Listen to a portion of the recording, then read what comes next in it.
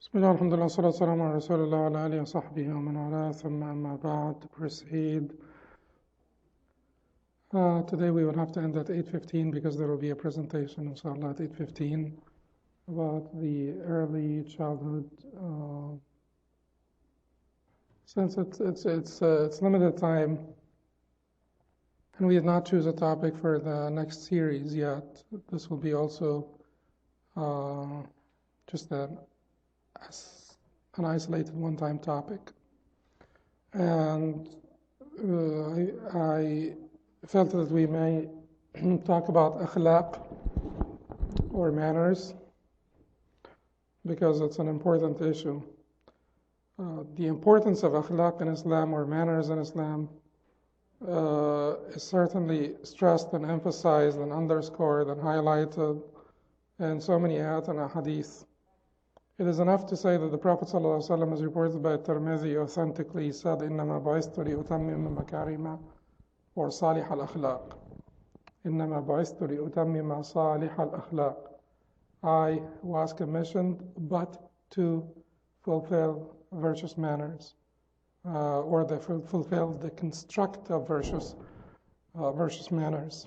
It is also it's also been reported by Tirmidhi himself from Abu Darda at this time that the Prophet ﷺ said, لَيْسَ شَيْءٌ أَثْقَلَ فِي الْمِيزَانِ مِنْ حُسْنِ الْخُلُقِ. There is nothing that is heavier in one's scale, your deeds will be weighed on the Day of Judgment.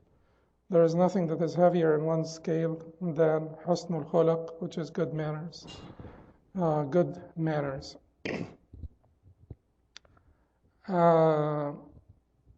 Now, the issue of good manners, if you talk about good manners, certainly you need a series of lectures because each one of good manners will take a lecture. But if you want to talk about good manners in one lecture, you want to talk about it a little bit more from a conceptual perspective, not to enumerate the good manners one by one, but rather to talk about good manners in general, in entirety in Islam. The good manners in Islam stem out from the Tawheed, which is the oneness of Allah subhanahu wa ta'ala. And everything stems out from Tawheed, right? Because Tawheed is our vision. Tawheed is the theme, is the general theme for our ideology, for our theology, for our actions, for our entire existence on earth in this life. Tawheed is the theme that connects all of the dots. Tawheed means that there is one God who created the universe. He is the creator, therefore He is the source of guidance. Certainly no one would know about His creation more than He does. If you buy a Toyota, you'll be wanting to take it back to the Toyota,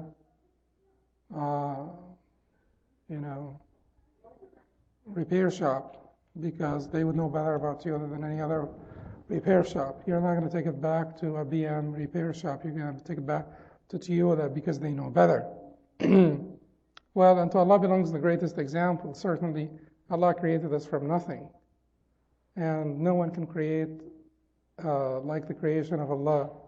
So the difference between Toyota and Honda is really minimal in this regard, or Toyota and BM. But no one ever created human beings other than Allah. And no one actually created anything other than Allah.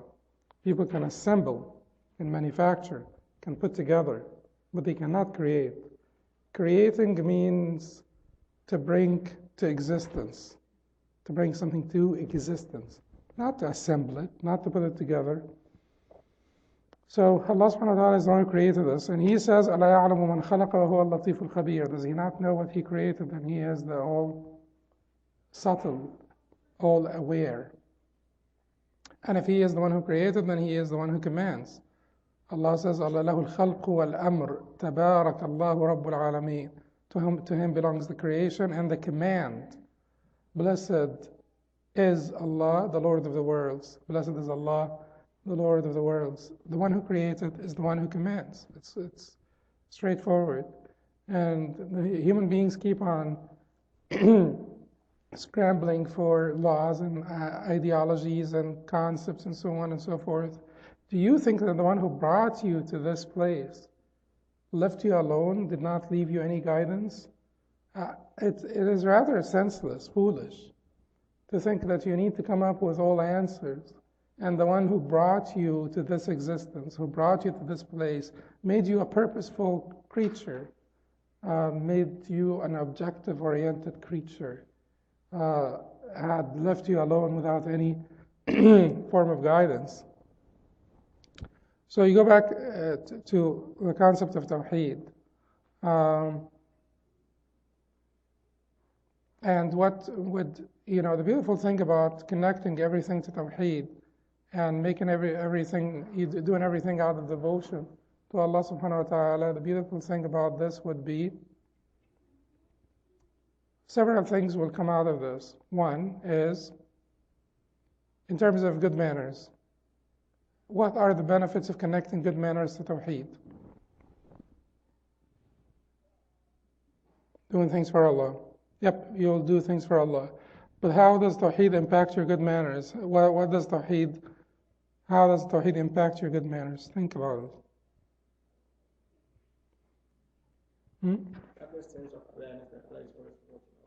You have the sense of awareness that Allah is watching over you. Yeah. So you will have the good manners all the time.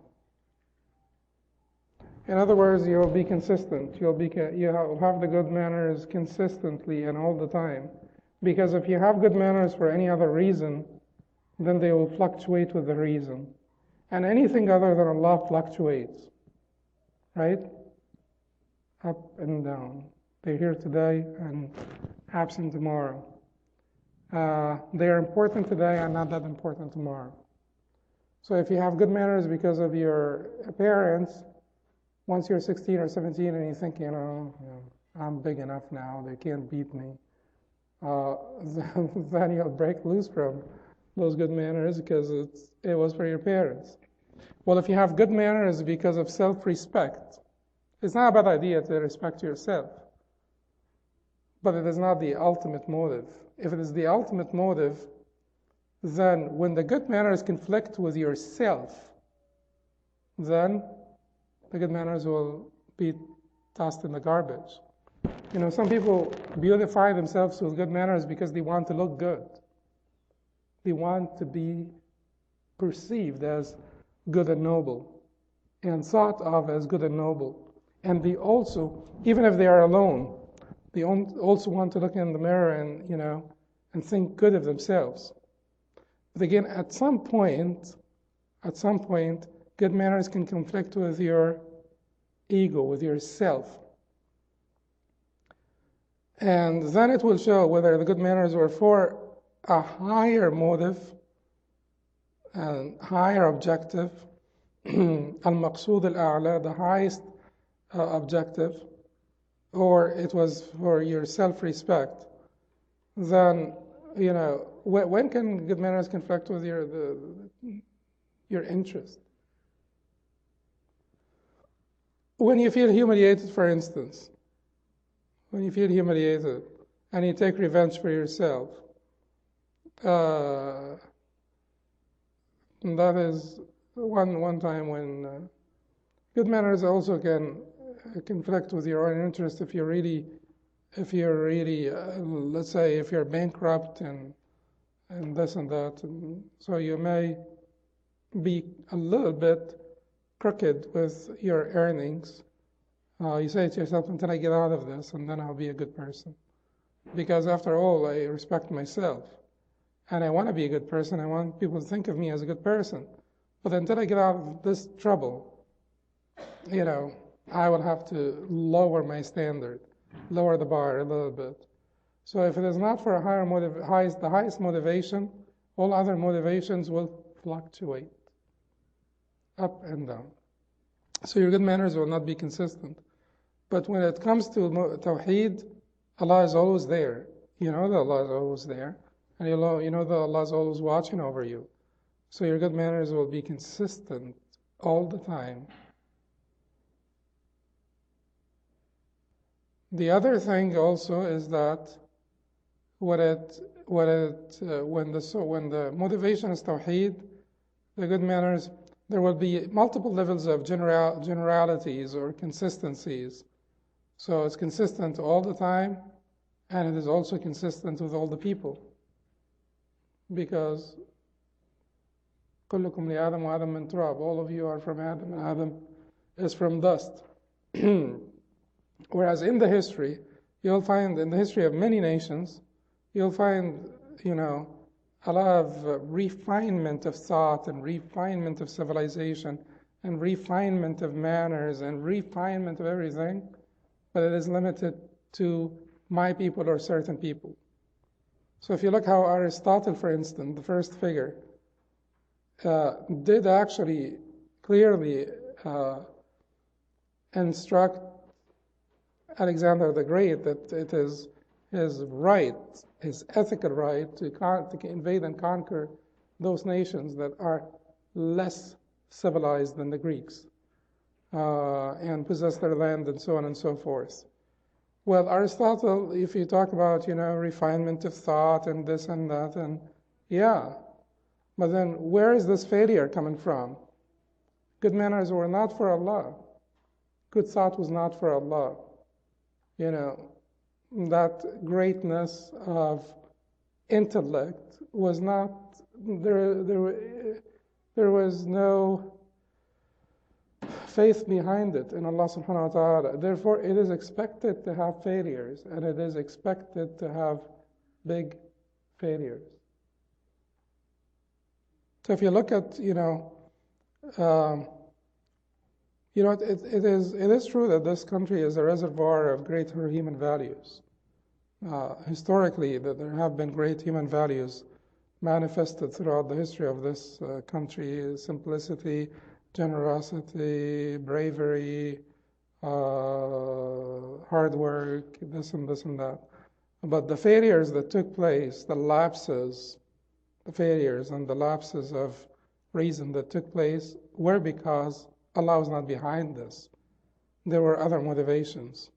Like if you look at Ulysses Grant, for instance, and Ulysses Grant was the chief of staff during the Civil War, and then he became a U.S. president after Abraham Lincoln and so on.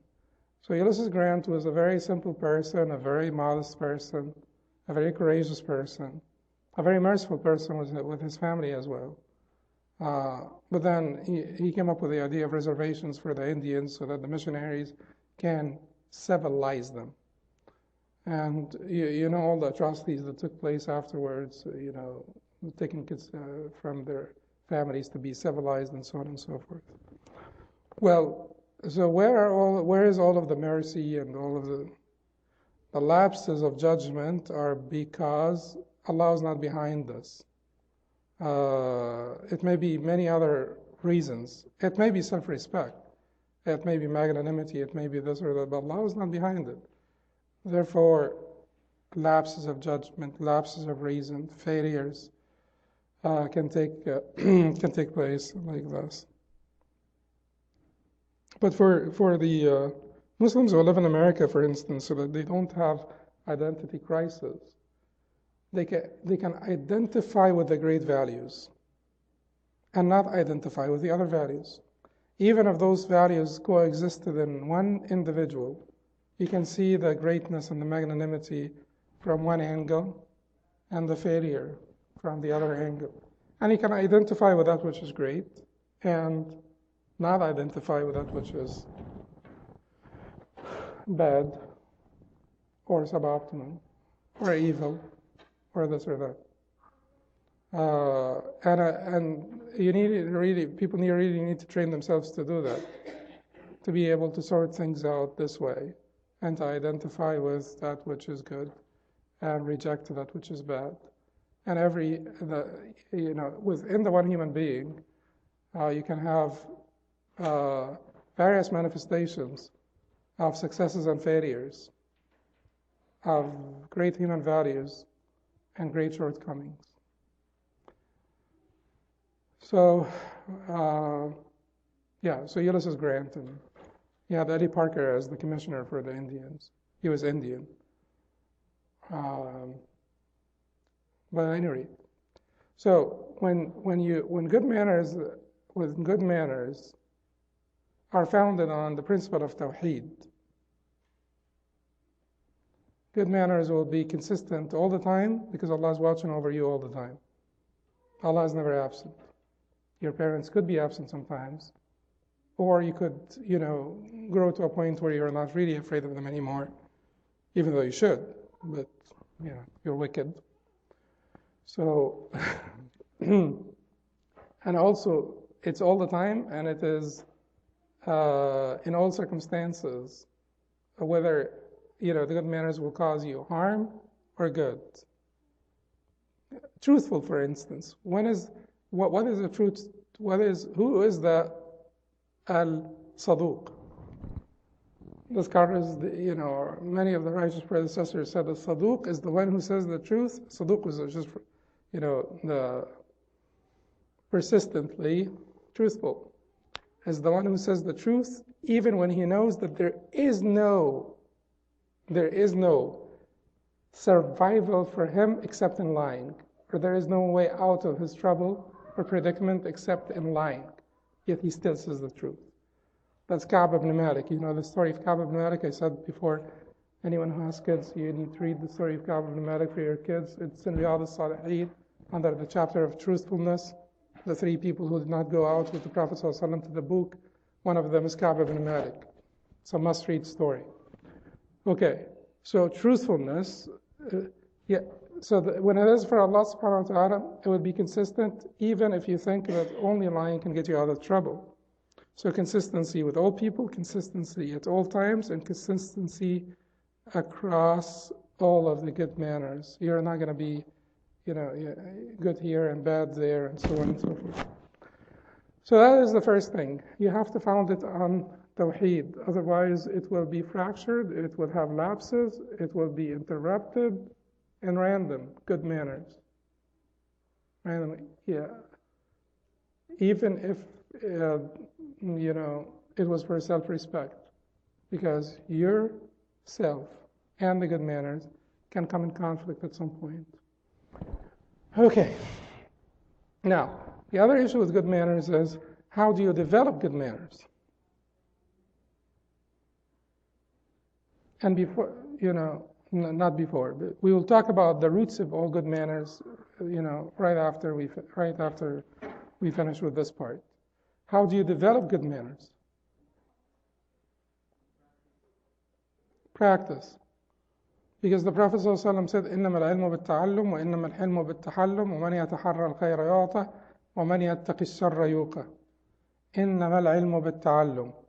The beauty of his statement ﷺ is that he linked al-ilm and al-hilm together. All the people know that ilm is acquired by learning. Knowledge is acquired by learning.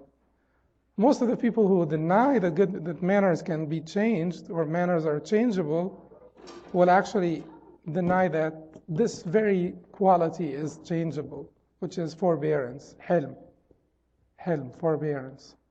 So the Prophet said, إِنَّمَا الْعِلْمُ بِالتَّعَلُّمُ, verily becoming knowledgeable is by learning, وَإِنَّمَا الْحِلْمُ بِالتَّحَلُّمُ, and having forbearance is by practice. وَمَنْ يَتَحَرَّى الْخَيْرَ يُعْطَهُ, and he who seeks good will be given what he sought. وَمَنْ يَتَّقِ الشَّرَّ يُوقَهُ, and he who seeks to avoid evil will be spared what he tried to avoid. So now, good manners, it will need practice. It will need practice. So it will need practice, and it needs not simply practice, but also diligent practice. Diligent practice, like mujahada, struggle. وَالَّذِينَ جَاهَدُوا فِينَا لَنَهْدِيَنَّهُمْ سُبُلَنَا وَالَّذِينَ جَاهَدُوا فِينَا لَنَهْدِيَنَّهُمْ سُبُلَنَا. End of Surah Al-Ankabut. Those who strive in our cause, we should guide them to our paths. Now, to struggle is very important in good manners, because you have to have a plan. good manners is not by wishing to have good manners, by the way. Good manners is by having a plan for yourself. So you have to identify your failures, and certainly you may not be able to do that unless you learn. You learn knowledge. You learn about good manners. You read, the books that talk about good manners. So you need to learn what good manners are, because oftentimes you will be completely clueless. And you could be very well-meaning. To sit cross-legged in front of someone who's senior to you, or like a teacher or something of that nature, is actually a lapse in judgment, is actually a misbehavior in our, heritage. Now, how do you get kids who grow up in the United States when you actually sit in front of your kids and if you sit in front of your teacher at school and stretch out your legs and maybe it is difficult, and certainly you don't want to be doing this because people will think that it's for your ego, you're upset or something. So although if you're truly sincere, even as a teacher, if you're truly sincere, you should rise over this and teach them, even though they may think that you're upset for your own ego. That's one of that's where a lot of people fail. Because if you're truly sincere, you care about them more than you care about what they think of you. I care about you because now I'm gonna overlook this because I don't care. So what? I don't care. But it's a struggle every time you see this. But if you go back home, people really think of you like you should just, they will have a very, very negative image of you. But at any rate, so if you don't know, if for instance, this needs learning, so you open a book, Hilyat Talib al-Ilm, for instance, which is Hilyat Talib al-Ilm would be the adornment of the student of knowledge. Bottom line, it means the manners of the student of knowledge. And has been translated into English. And you learn, because otherwise you will live your entire life and not thinking that this is really okay.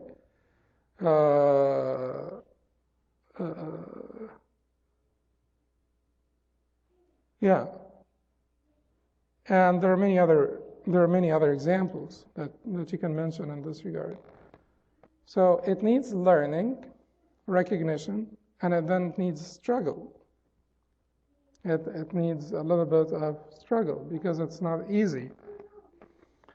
The struggle is a process. So the process here is to weed out the bad manners first. Because good manners and bad manners, they're competing for the same place in your heart, in your behavior, in your mind.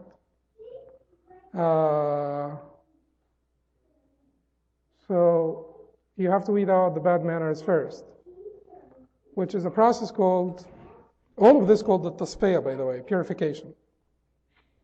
Purification includes first at-takhliyah. Takhliyah, boneless chicken was frakh makhliya, boneless chicken. So you stick, the bones out of the chicken.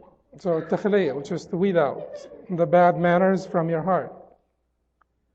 And then you have at-tahliyah, which is its replacement and adornment. Tahliyah. So to replace those bad manners with good manners. And then you have at-ta'liyah, which is to heighten, to higher. We're very accommodating of kids here. We're fine with kids, screaming here. The sisters. Yeah. No, we're really fine. So, no, at-takhliyah is to weed out, and then al-tahliyah, which is to replace, and then at-ta'liyah, which is to promote. And all of this is under at-tasfiyah, which is purification. So weed out, replace, promote. Well, sometimes you do not need to do this because you are born with a certain good manner. Then that's a gift from Allah. That's a gift from Allah. What you need to do in this case is to do what? Just at-ta'liya, promotion, to promote this good manner. So Allah subhanahu wa ta'ala spared you two steps, two stages, which is at-takhliya, to weed out, at-tahliya, to replace, and you go right away to at-ta'liya, which is to promote, to enhance, upgrade. Sometimes you're born with those good manners. The Prophet ﷺ said to Ashaj Abd al-Qais, he was the chief of the delegate of the tribe of Abd al-Qais. إن فيك خصلتين يحبهم الله ورسوله الحلم والأناة. You have two qualities Allah and His Messenger like. Al-Hilm, forbearance. Wal-Ana, deliberation. Forbearance and deliberation. So Ashaj Abd al-Qais said to him, هما خصلتان جبلت عليهما يا رسول الله? Are these two qualities that I was born with, O Messenger of Allah? They are inherent in me, O Messenger of Allah? He said yes. So no work was needed here. But everybody, you see, Allah subhanahu wa ta'ala is most fair. So everybody will be given a fine balance of good and bad qualities. A fine balance of good and bad qualities. And what you need to do is to promote the good and suppress the bad. Umar and Abu Bakr. You keep on promoting, suppress, until sometimes Abu Bakr is stricter than Umar. And sometimes Umar is more merciful than Abu Bakr. Why? Because everybody started from here. This started from here, this started from there. But everybody is trying to bring all of the qualities to a point that is most pleasing to Allah. And if you have a little bit of toughness in you, use it for Allah. And if you have like mercy in you, use it for Allah. But bring everything to a point where it's most pleasing to Allah. You're not observant of the good manner itself. You're observant of Allah. So you're not captive of your quality of mercy or your quality of gentleness.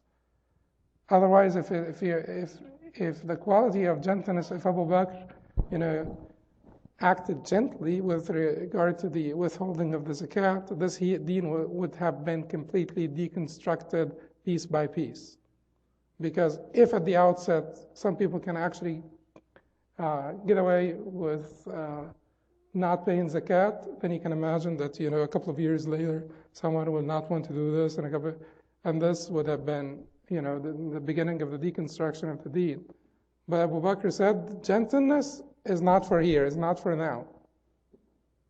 There is something else that's needed now. So that is the process. General purification. In general, you have to learn so that you can recognize your failures. And then you have to prioritize, work on your failures one by one. Weed out one and replace it by a bad one, replace it by a bad one, start to promote this bad one. And have a plan. Don't do it without planning. Because otherwise, if it is without planning, then you just, a year goes by and another year goes by.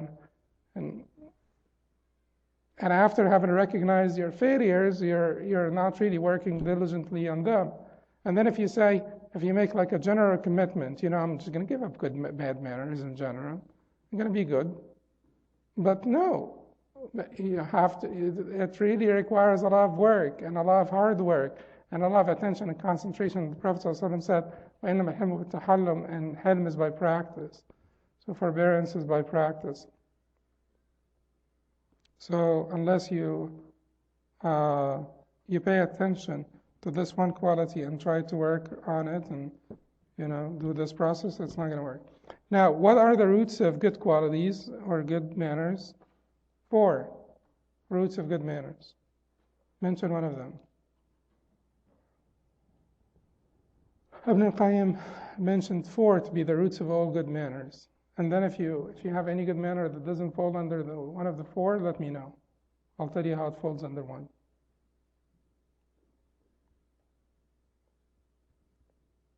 Try to remember those. Sabr, patience and forbearance. Sabr. Al-Iffa.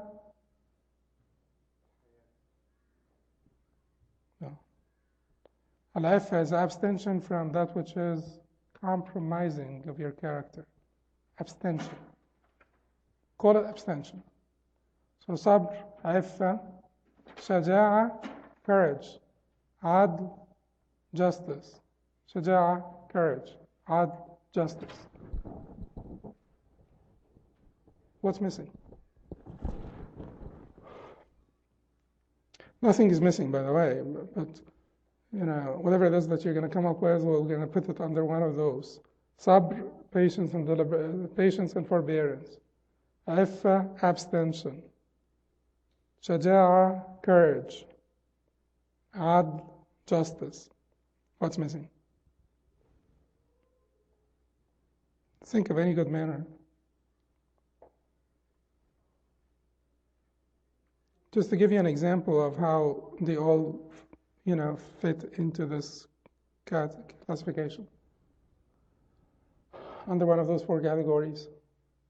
Yeah, Omar. Omar was saying what? You think what? Okay, so why did you take it back? Why did you take it back? It does go under justice. Justice, because lying is justice. Justice has to do with everything, with your statements, and certainly deviation from the truth is a violation of justice. You have to be just in everything that you say. Justice goes as far as being careful with many and most and some and a few. So you see sometimes when you hear a preacher talk, they can sometimes talk very fast. If you hear a jurist, like a faqih, talk, they can't be fast. Even if they prepare their talk prior to the lecture and everything, they can't be fast. Why? Because every word that they have to say has to go through their mind first. It has to be measured. And therefore, it would be, they would get a short circuit if they are too fast. It doesn't work this way. And certainly for a faqih that is also God-fearing, every word has to go through the heart before it goes through the mind. It goes through the heart, and it goes through the mind, and goes out of your mouth. It's a process. It does take time. It's a process. And so a faqih would give justice to every word. Just justice is needed with every word.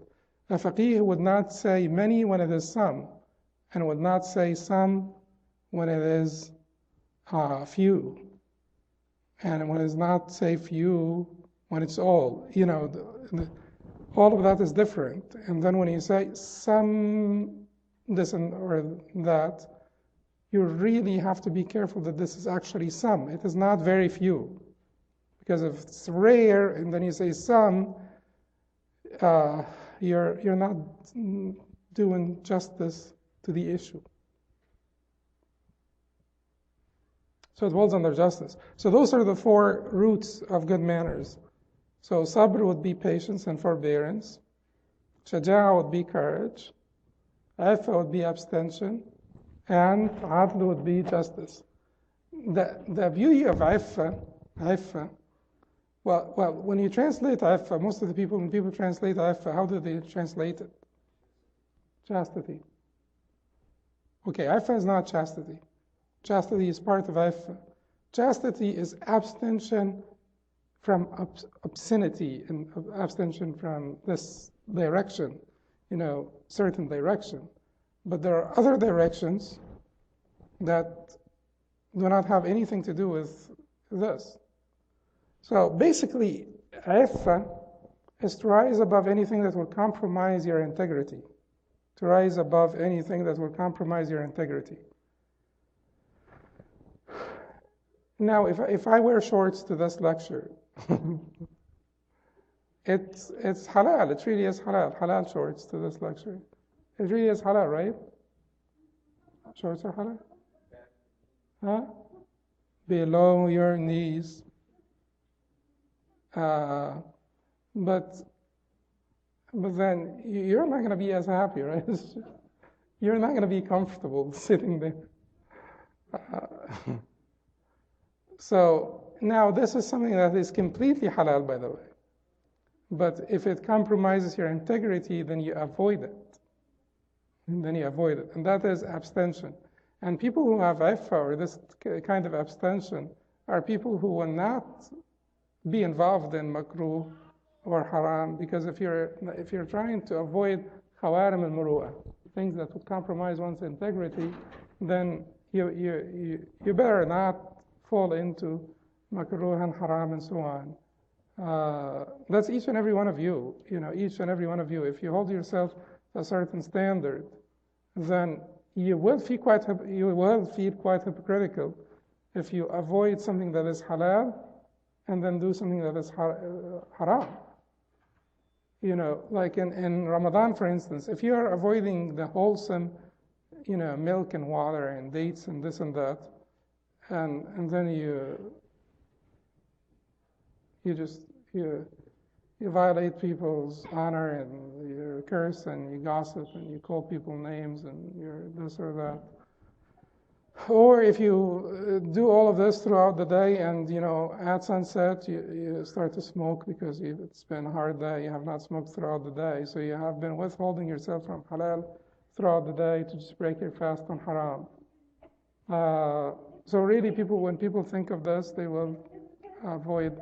So abstention, which is iffa, does not only have to do with halal and haram, but it has to do with a higher standard.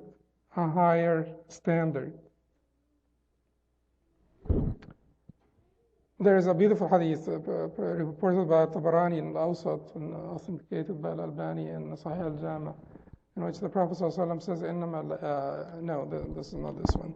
إن الله جميل يحب الجمال كريم يحب الكرم وإن الله يحب معالي الأمور ويكره سفاسفها. Most certainly Allah is beautiful and He likes beauty. Most certainly Allah is benevolent and He likes benevolence, or generous and He likes generosity. وإن الله يحب معالي الأمور. Allah likes high esteemed manners. Allah likes manners of high caliber, and dislikes frivolity, dislikes وَيَكْرَهُ سَفَاسِفَهَا, or in some reports سَفْسَافَهَا, and dislikes frivolity. So what is frivolity? Watching a soccer match is not frivolity, right? If it is for wholesome entertainment and every once in a while, I think it may be okay. Watching 2 soccer matches every day for a month because of the World Cup would be frivolity, right? Like someone who really has self-respect would not do this to himself. He would be more stingy with his time. His time is more worthwhile than to be watching 2 matches or on a daily basis, twice a day for a month. That's longer than any antibiotic course, or most of the antibiotic course. Okay, that's frivolity. And Allah does not like frivolity. That's why Abdullah ibn Mas'ud used to say, إِنِّي لَأَكْرَهُ الرَّجُلَ التَّافِهِ. I dislike الرَّجُلَ التَّافِهِ. Tafih is what? Superfluous, frivolous, insignificant. The man who is insignificant. So they asked him, who is the Rajul al-Tafih? He said, الَّذِي لَا هُوَ فِي أَمْرِ دِينٍ وَلَا أَمْرِ دُنْيَا. The one who is not engaged in something that's beneficial for his deen or his dunya. He's not, He's sitting around watching, some TV, eating seeds, the seeds. Well, that is, that is frivolity. That is what Iffa is about. Iffa is to rise above frivolity, abstain from things that will compromise your integrity, to be stingy with your time, to use it in things of high esteem and honorable things. You see, Ibn al-Qayyim wrote an entire book called Al-Furusiyya. Do you know what's Furusiyya? Horsemanship, knighthood, horsemanship. Because Islam is about, virtue, manners, great manners of great esteem. So knighthood and horsemanship, and it's something that it is to higher the bar. You as a Muslim, we should higher the bar. It is not only to abstain from haram, even though that is the most important thing, to abstain from haram, do that which is halal. But again, don't stop there, because there is a higher layer, higher category. The person who abstains from the khawamrim al-muru'ah, things that compromise the integrity, is a person that will not do haram. See, Zuhri was sitting with Hisham ibn Abdul Malik, or Husham, that's correct pronunciation. Husham ibn Abdul Malik, one of the Umayyad Khalifas, and Zuhri was one of the greatest narrators of hadith. So Zuhri heard from Urwa, and Urwa heard from Aisha. So, most of the time he would be reporting from Urwa, from Aisha, and so on, or from people of Medina. So Zuhri was one of the greatest narrators of hadith. So Husham ibn Abdul Malik was trying to reminisce about Hadithat al-Ifk, that story, when the accused al-Mu'minin Aisha radiallahu anha. So Hisham ibn Abdul Malik was trying to reminisce about this story, and then he said, who's the one who was the chief liar, or the chief accuser behind Hadithat al-Ifk? And then people would say, Abdullah ibn Ubay ibn Salul. And then he would say, you lied, it's Ali ibn Abi Talib. And then everybody would sit down, and everybody would sit down. So the people who were around him. And then Zuhri, he said to him, who is the chief liar in this particular incident? So Zuhri said to him, Abdullah ibn Ubay ibn Salul. That's the same setting, keep in mind. So he said to him, I think he did not say to him, you are a liar, but he said to him, you lied, it is Ali ibn Abi Talib.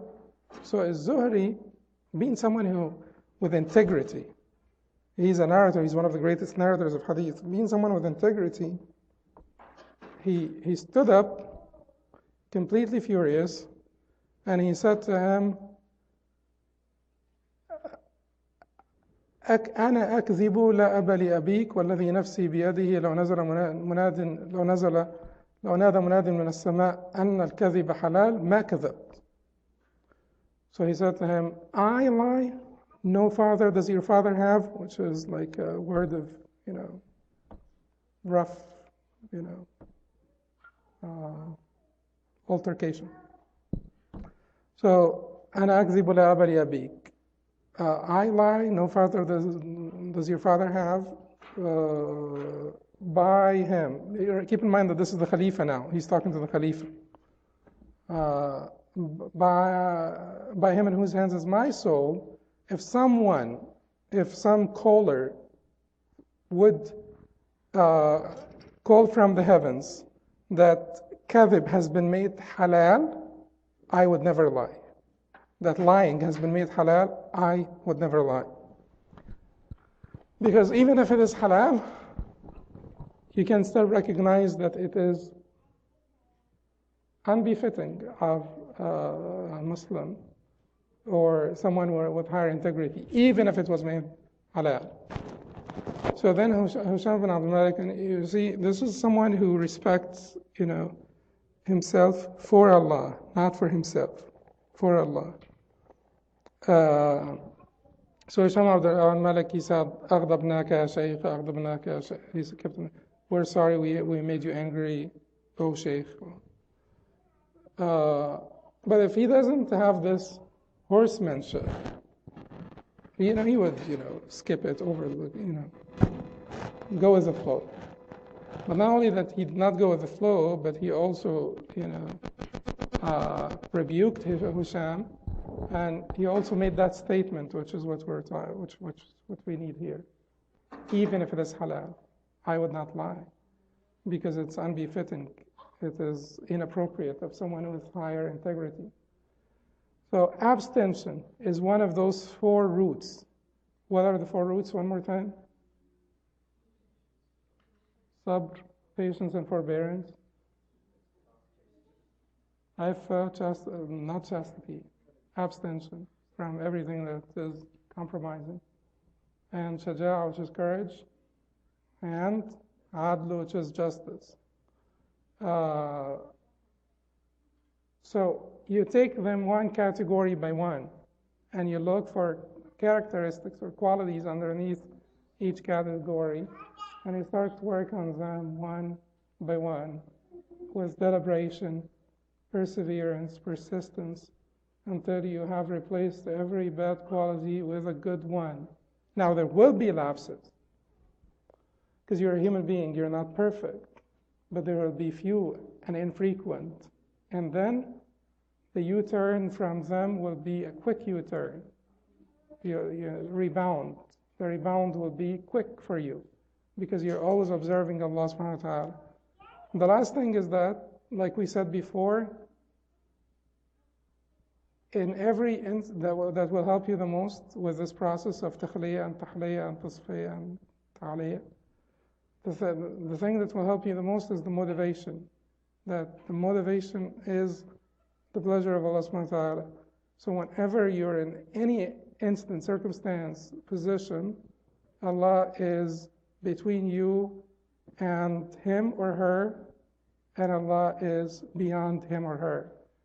So no one is between you and Allah, and no one can seal your sight from observing Allah. So you're talking to your coworker, you're yelling at your wife, or she's yelling at you. Usually that's the case. She's yelling at you, and when she's yelling at you, she should be observant of Allah between you and her and behind you. When she's talking, she should, you should be present only in existence, not in perception. So in her perception, you're insignificant, sort of, because it is really not about you. You're just a test. We've made you a test and a trial for each other. Will you then have patience? You're just being sent as a test for her. So she's not seeing you, although she knows that you're here, because vanishing in existence is a bad concept, innovative.